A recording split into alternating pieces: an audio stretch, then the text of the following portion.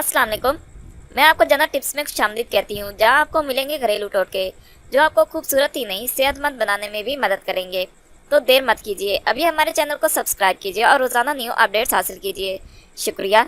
इंशाल्लाह हमारी हर नई वीडियो आपके लिए बहुत मुफीद साबित होगी। अब चेहरे के दानों को करें बाय बाय, क्योंकि आज मैं बताने जा रही हूँ आपको चेहरे के दाने खत्म करने का इलाज। चेहरे के दाने जब ठीक ना हो तो हर किस्म के साबुन से मुंह धोना छोड़ दें। जब मुंह धोएं, बेसन में हल्का सा दूध मिलाकर चेहरे पर लगाएं और साफ पानी से मुंह धो लें। चेहरे के दानों का इलाज।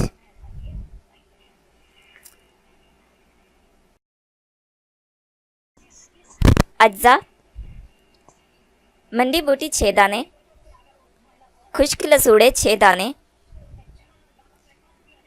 बुरादा संदल 2 माशे, ओनाब 6 दाने,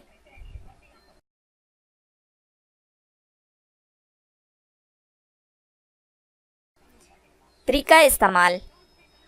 इन तमाम अशिया को रात में 1 गिलास पानी में भिगो दें।